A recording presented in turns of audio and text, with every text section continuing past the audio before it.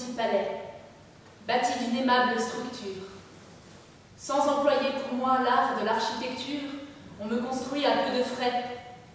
J'ai pourtant gentille couverture. Mansarde quelquefois, fenêtres et trumeaux, et tous les ornements des palais les plus beaux. Je n'ai jamais qu'un seul étage, et qu'un salon pour tout appartement. C'est là qu'une beauté, quoiqu'en mince équipage, vient se loger superbement. Je fus jadis compagne inséparable d'un sage de l'Antiquité. Mais quelle calomnie inhumaine, exécrable n'ont point fait les mortels de moi, de ma beauté. Ils ont poussé la cruauté jusqu'à me tacher de cet art redoutable dont on brûle à Rouen quiconque en est coupable. Je suis une lanterne.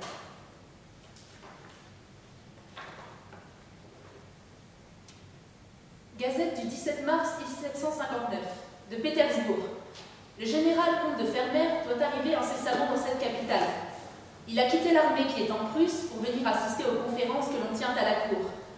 Aussitôt convenu des entreprises que l'on doit former, l'armée russe se mettra en mouvement. On veut éviter les difficultés de l'année dernière de tirer de Pologne les substances. On a trouvé le moyen de les faire parvenir d'ici directement à l'armée et de lever l'obstacle que la lenteur des transports nettoie à ces mouvements. De Vienne, le 3 mars de la même année, le 26, il y eut gala à la cour à l'occasion de l'anniversaire de la naissance de l'archiduchesse Amélie qui entre ce jour-là dans sa 14e année.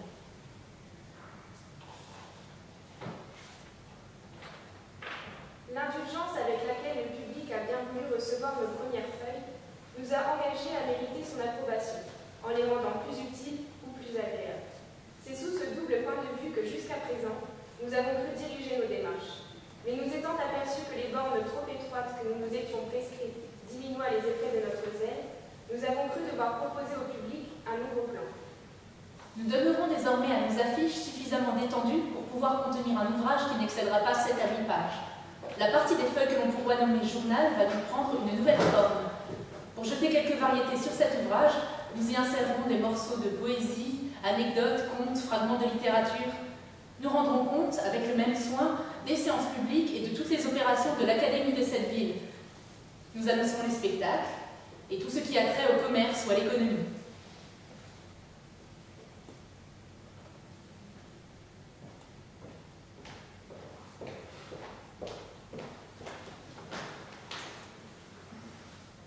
Versailles, le 2 septembre. Vous connaissez les troubles qui désolent mon royaume. Vous savez que dans plusieurs provinces, des brigands et des gens sans aveu sont parvenus à soulever l'esprit des habitants des campagnes, portant l'audace jusqu'à contrefaire mes ordres. Tant de maux, tant d'afflictions ont oppressé mon âme, et je veux implorer publiquement le recours de la divine providence, espérant que les vœux de tout un peuple toucheront un Dieu de bonté. Par un même esprit, les prélats, les seigneurs, les gentilshommes, les hommes riches se disputent à l'envi les moyens de rendre le peuple plus heureux. Exhortez donc tous mes sujets à attendre le succès de ces dispositions patriotiques, détournez-les d'en troubler le cours par des insurrections. Que le peuple le confie à ma protection et à mon amour. Quand tout le monde abandonne le roi, je veille au roi sur lui, mais jamais je ne serai.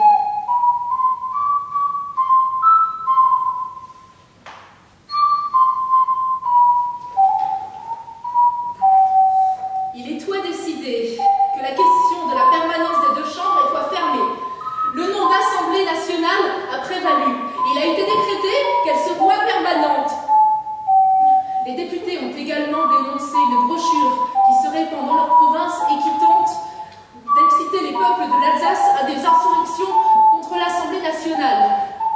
Monsieur de Robespierre a manifesté des inquiétudes au-devant des bornes posées par la Constitution du comité.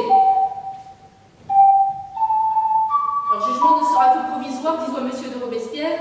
Il expirera lorsque les assemblées des départements seront formées.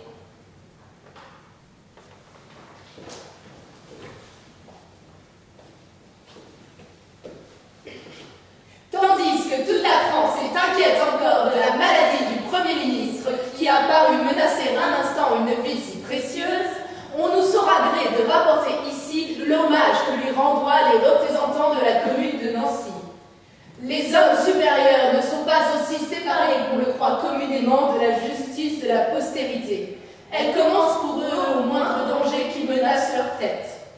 Ce n'est pourtant pas cette tardive reconnaissance qui a fait parler les habitants de Nancy. L'hommage qu'ils ont rendu à M. Necker est antérieur à sa maladie.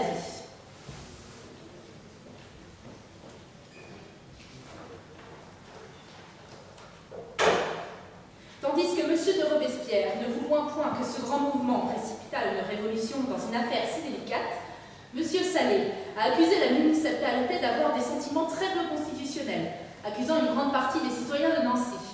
Mais M. Régnier a affirmé que la municipalité et tous les citoyens avaient toujours prouvé leur patriotisme.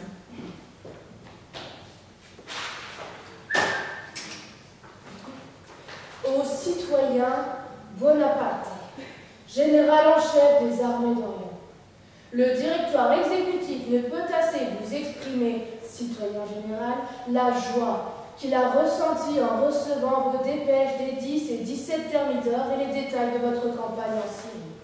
Il s'était gardé d'accorder la moindre importance au bruit désastreux que nos ennemis avaient osé répandre. On ne peut démentir plus glorieusement que vous l'avez fait. L'empreinte de votre génie s'est montrée partout. Le directoire regrette vivement les braves que vous avez perdus. Il ne cesse d'admirer la conduite de l'armée que vous dirigez et vous renouvelle l'expression de son inaltérable confiance dans vos rares talents qui ont si bien servi la République et qui concourront à accélérer les jours de la paix.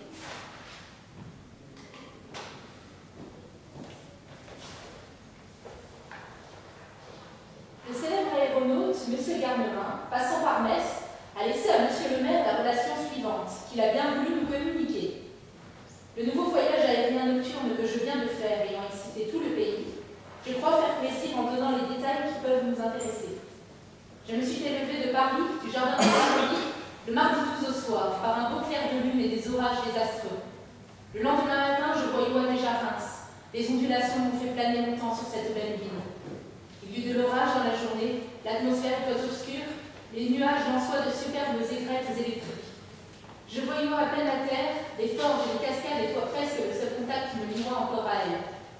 J'ai passé la Moselle à 6 h du matin, près de Mont-Royal, puis me suis immergée vers la terre de Cimerne, à 4 lieues du Rhin et des états du prince Nassau-Usingen. J'ai reçu, citoyen, le prospectus de la nouvelle feuille que vous vous proposez de faire paraître sous le nom de Journal de Metz, au remplacement de l'abeille que vous avez jugé à propos de discontinuer. Les journaux étant un des meilleurs moyens d'éclairer le peuple et de vivifier l'esprit public quand ils sont rédigés avec sagesse et modération. Les habitants de ce département ont le plus grand intérêt de connaître littéralement les divers actes des autorités constituées et les nouvelles des armées.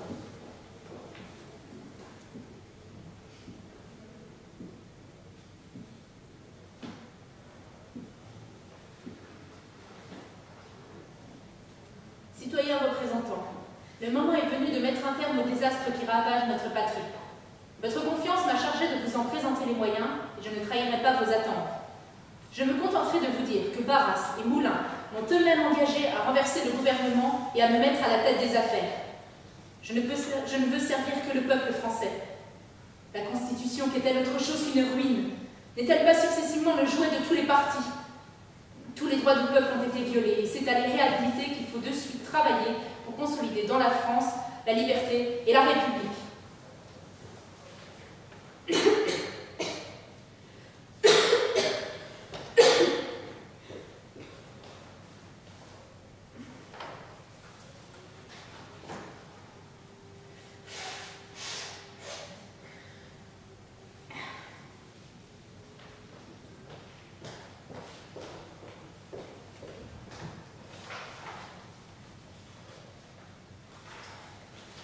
On se plaint souvent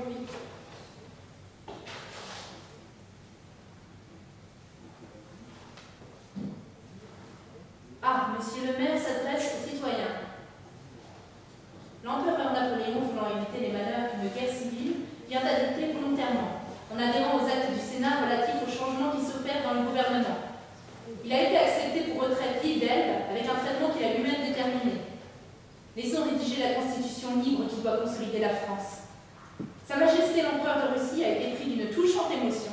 Il a annoncé avoir été attaqué par un injuste agresseur, se disant son allié, mais qui n'a pas fait la guerre à la France, mais à cet homme. Tous les prisonniers français en Russie ont ainsi été libérés.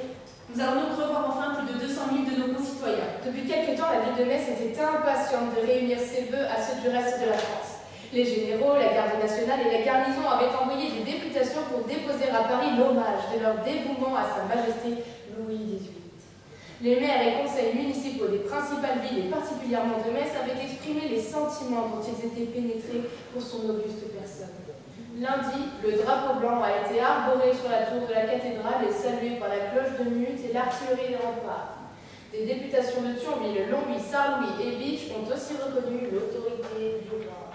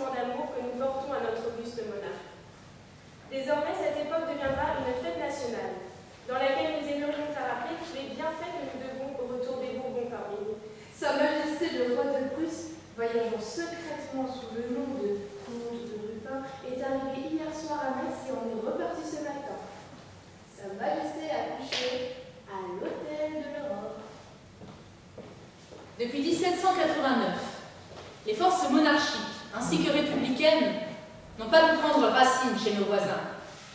Guerre à l'extérieur, guerre à l'intérieur, césarisme et anarchie, voici la situation que peut attendre un peuple dès que ses bases en sont ébranlées. Une œuvre toute humaine doit consolider ses rouages et respecter la loi, car elle n'est que la synthèse des leçons du passé. Qu'en est-il de la France? Après quelques heures d'une liberté sans limite, 2 fois en un siècle, un Bonaparte a appesanti sa main de fer sur la nation. 3 fois, la République a été adoptée, 2 fois, la monarchie renversée.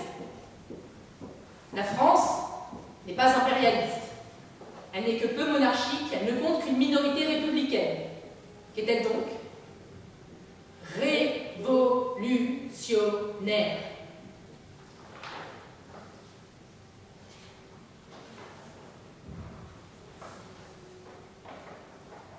À la seule émission du prospectus de la Gazette, l'indépendant de la Moselle a jeté un cri d'alarme et de fureur. Désorganiser la France et les Français, faire de chaque province un centre d'action pour qu'il n'y ait plus de centre commun, rétablir les coutumes, renouveler les États et les mains mortes, rappeler au costume du XIIIe siècle, mettre les patois au-dessus de la langue française, tels sont les sinistres projets que l'indépendant nous impute.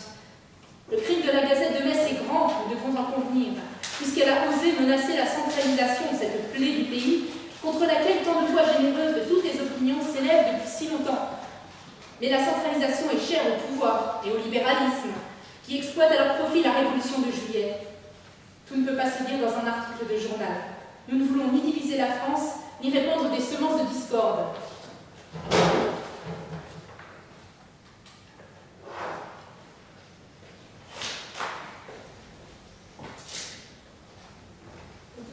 Ma chère sœur, vous entrez donc maintenant dans la même carrière que moi, mais hélas, quelle différence dans le but que vous proposez. Avouez-le de bonne foi, diviser les Français et l'intention des rédacteurs de la Gazette. Courage, votre maître n'est pas mieux fait. Puis sans automature, je vous tirerai les morts du tombeau pour ressusciter les procès de tendance, vous accuser des intentions.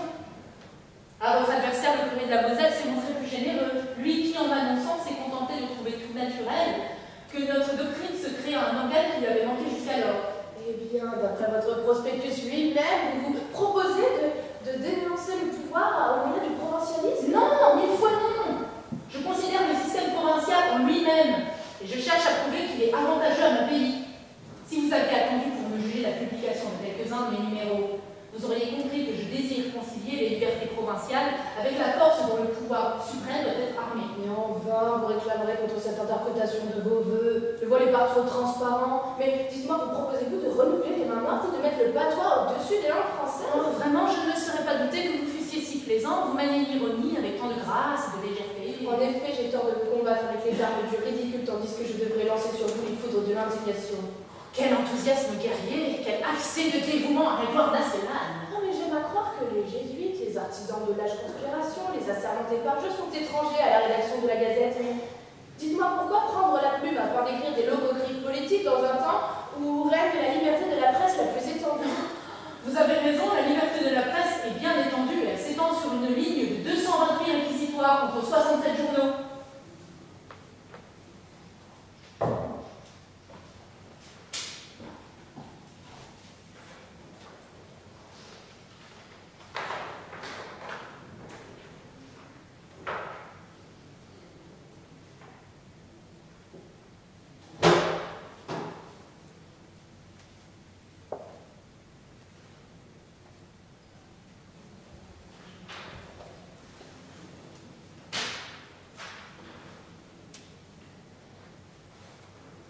La journée du 12 décembre 1839 a été marquée par un événement qui fera époque dans les souvenirs de la ville de Metz. Aussi, la population de Metz, si intelligente et si apte aux grandes idées d'amélioration et de progrès, la population industrielle surtout, n'a-t-elle pas fait défaut à l'inauguration du premier bateau à vapeur qui portait les eaux de la Moselle? La machine a été construite par M. Charpin, mécanicien distingué qui, de rang de simple ouvrier, s'est élevé à celui de constructeur. L'indépendant de la Moselle se réjouit non pas de la chute de la République, mais de la restauration du pouvoir héréditaire. La France est unanime pour reconnaître le principe d'hérédité. Suivez donc en 1852, comme vous l'avez fait en 1848, ce grand mouvement national qui vous guide vers le destin assigné par la Providence.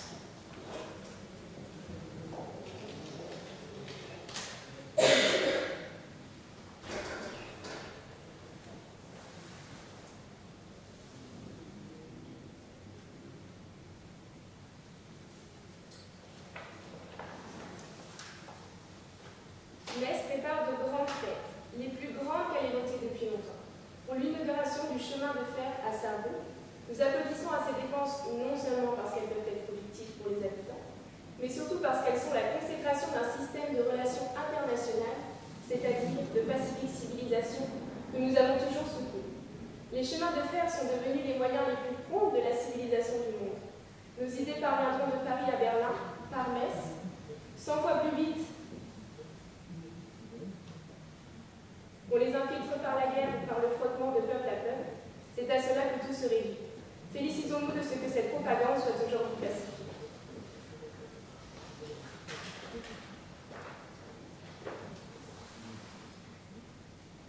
Sire, lors de la préparation du budget, j'exprimais l'espérance de pouvoir introduire dans le service de l'instruction primaire quelques mesures d'ordre et de surveillance et d'améliorer la condition des instituteurs. Ce rapport est suivi d'un décret dont voici le premier article.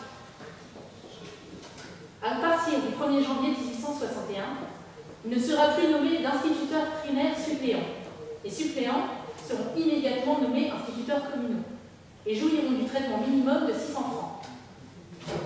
Un télégramme de Saint-Pétersbourg nous annonce qu'un nouvel emprunt russe de 100 millions de roubles d'argent a été couvert par des souscriptions de classe commerciale. La Gazette de Vienne de ce matin nous apprend que la Cour prend le deuil pour le roi de Prusse. Et par ordre de l'empereur, les théâtres de la Cour font relâche aujourd'hui. L'éclairage de la ville de Metz était au moyen de 534 lanternes à gaz et de quelques rares lanternes à huile, et coûte à peu près à la ville un peu plus de 50 000 francs, ce qui ne peut guère varier car il résulte d'un traité qui n'expirera qu'en 1871.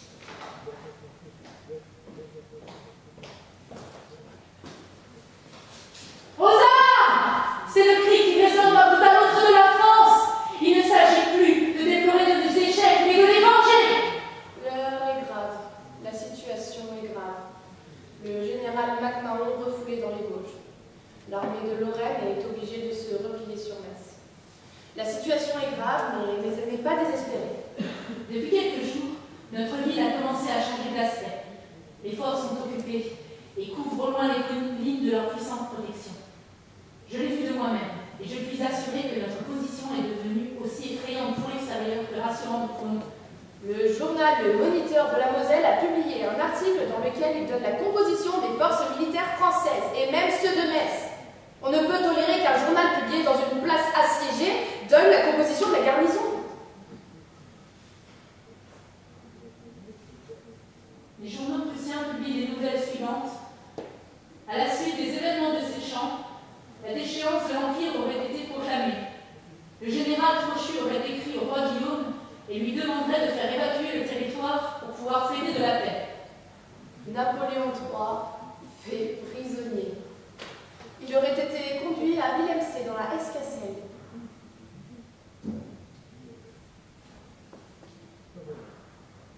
Les ballons sont partis. 2 déjà. 2 se sont envolés vers les provinces de notre France. Plus légers que l'air, ils emportent avec eux nos messages. Un souvenir, une joie, une douce consolation, pourtant le cœur brisé par les angoisses.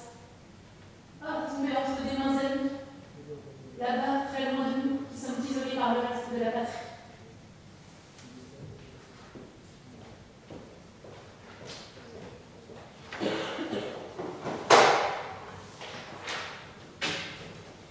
La paix est conclue.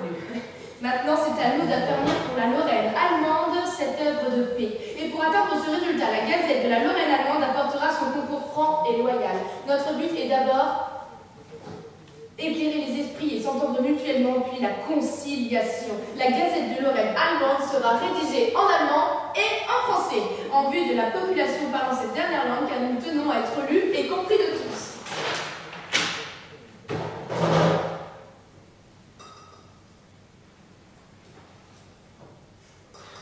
Compagnie d'éclairage par le gaz de la ville de Metz s'occupe de toutes les installations pour l'éclairage et le chauffage par le gaz. Coque, vente en gros ou en détail, moteur à gaz, neuf ou d'éclair. Oh, voilà, c'est mieux. Il a été parlé de l'établissement par la Chambre des commerces de Metz d'une statistique relative au trafic entre le canal et la station du chemin de fer. Nous sommes convaincus que de l'établissement de ce document sortira la preuve de la nécessité absolue de la jonction que l'on sollicite. Aujourd'hui que le marché principal lorrain est déplacé, la nécessité de l'achèvement de cette canalisation s'impose et l'exécution de ce travail sera pour l'avenir de notre contrée une source de prospérité. On pourrait ici aussi établir assez facilement un relevé des produits et des marchandises qui alimenteraient à la descente et à la remonte de la navigation de la Moselle. Le minerai, les ardoises, les tuiles, les poteries de grès, les houilles, le plomb, les pierres de pavage pour des carrières de cierre. Et nous avons la conviction que l'annonce de leur mise à exécution sera accueillie avec joie et reconnaissance par le commerce et l'industrie du pays tout entier.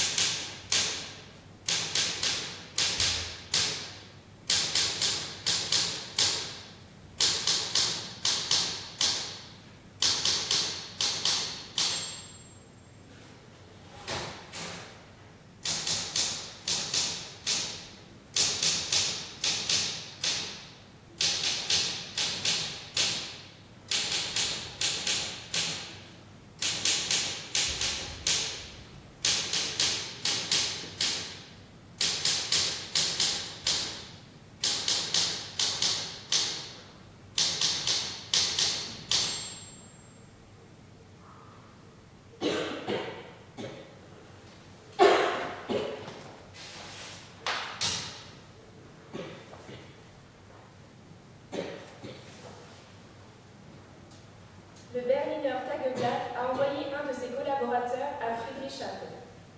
Il télégraphie à son journal qu'on y est très mécontent de la proposition de M. Reich à l'empereur de constituer, sous le nom de société d'études, une commission de contrôle qui administrerait le fonds Zeppelin. L'idée de considérer le ballon Zeppelin comme la propriété de l'Empire est fausse. Berlin, le 13 août. Le Kronprinz s'est entretenu hier 1h30 avec le comte Zeppelin sur la question du conseil de tutelle que l'on veut lui imposer. Il a réussi à dissiper certains malentendus. À Stuttgart, les journaux ont recommandé aux souscripteurs d'adresser leurs dons au comte Zeppelin. La Gazette de Francfort qualifie cette idée de soufflet administré en pleine figure à la nation.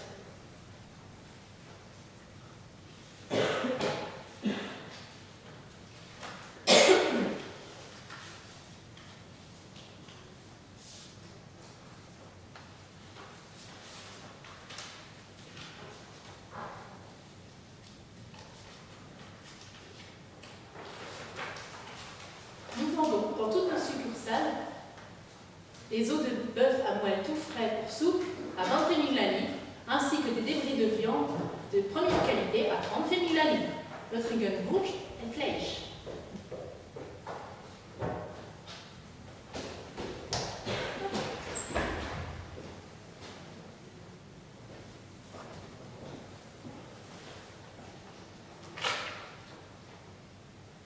Pourquoi un nouveau journal à Metz et en Lorraine?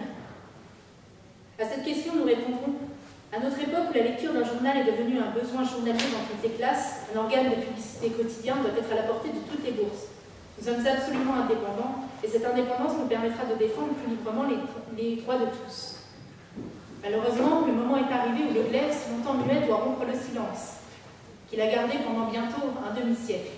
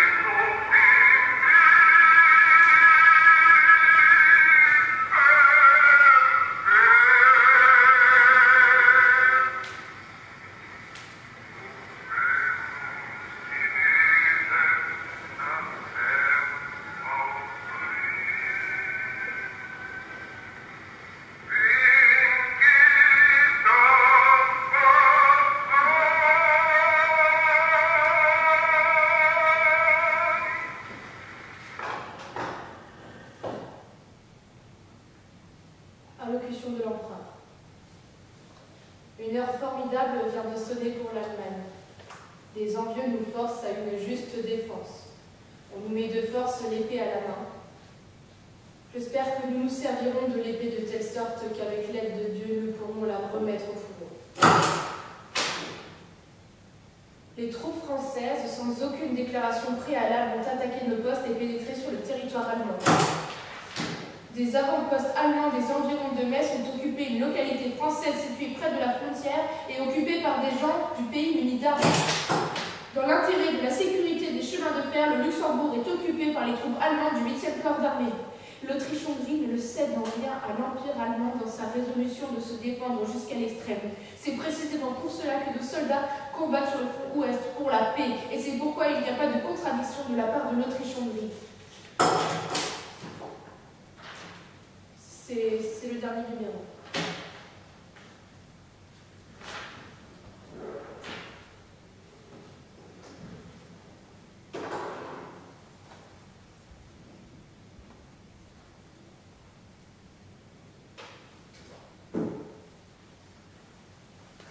La rentrée au bercail.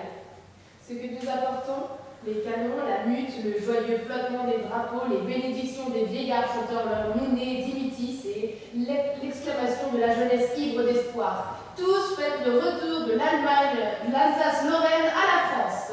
La mère patrie nous accueille avec fierté et bienveillance, glorieusement épuisée, mais non plus mutilée. Force de courage de ses enfants et confiante dans un avenir meilleur.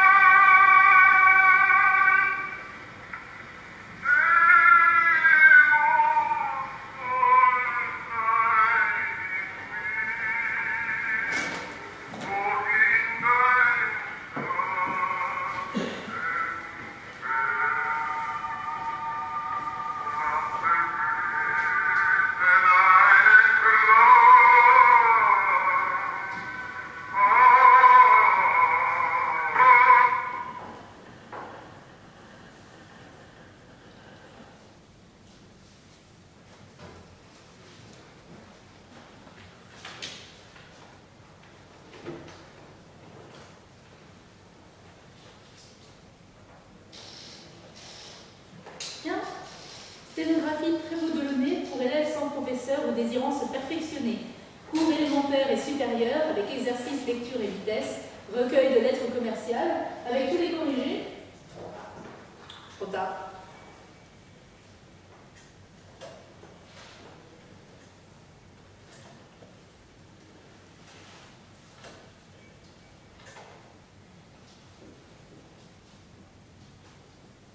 Oui, bonjour, j'aurais un télégramme.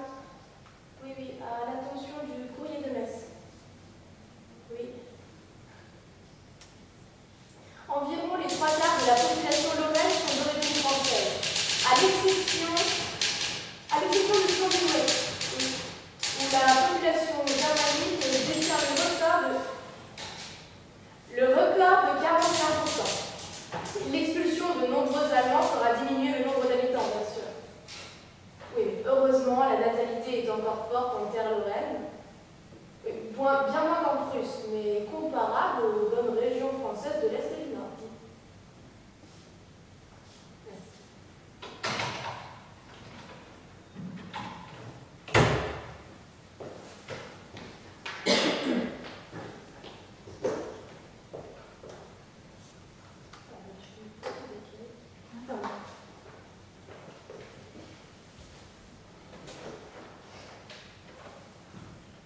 Samedi soir, nous apprenons la mort du général de Mauduit, ancien gouverneur de Metz, grand croix de la Légion d'honneur, député de la Moselle, décédé à Paris à l'âge de 64 ans. Selon la volonté du défunt, les obsèques auront lieu à Metz. Certes, nous le savions malade, mais tout faisait croire que la robuste constitution du député de la Moselle triompherait sur la maladie.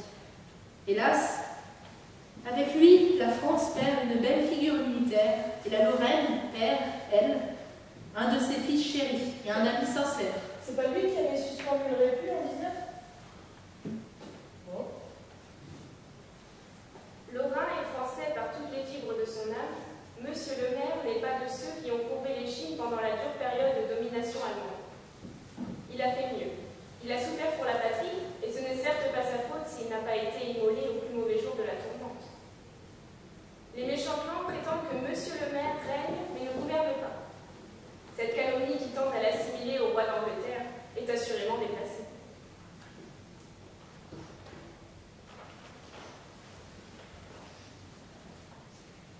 Satirique, pas méchant.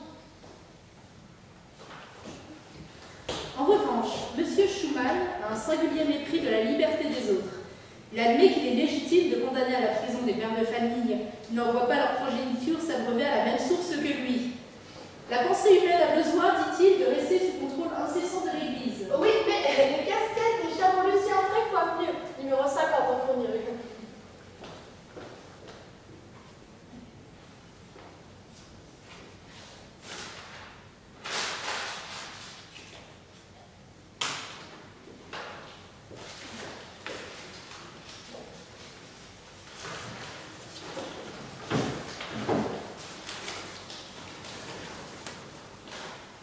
Après une lutte violente qui a ébranlé le monde jusque dans ses mouvements ces 4 dernières années, puisse ce journal éclairer au loin, à travers toute la misère, tout le chagrin, sur tous les décombres, l'aurore de la paix. Ah, la naissance du républicain Lorrain. Ça fait quoi, 100 ans aujourd'hui? À l'époque, c'était pas écrit en français, non? Non, non, non.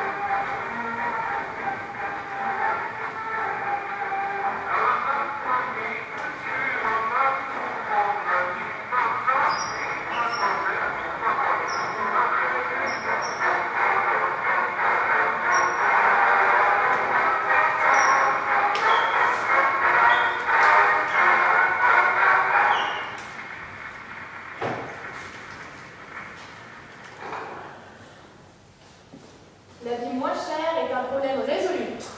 Grâce à la réfrigération, la conservation permanente de vos denrées périssables, préservant de toute intoxication alimentaire, dans l'hygiène la plus absolue. Santé et hygiène, confort et économie sont garantis par Frigélux, 3 rue dans le Gard.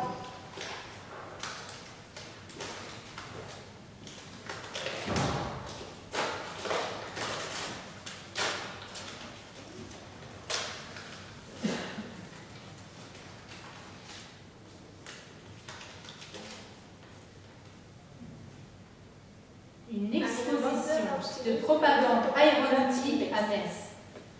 Une voiture automobile vaste et spécialement aménagée pour servir de stand d'exposition stationnera place de la République du vendredi 30 octobre au dimanche 1er novembre. Sous le patronage de la compagnie Air France, cette exposition circulaire est appelée à donner une idée précise de l'importance de l'aviation commerciale française.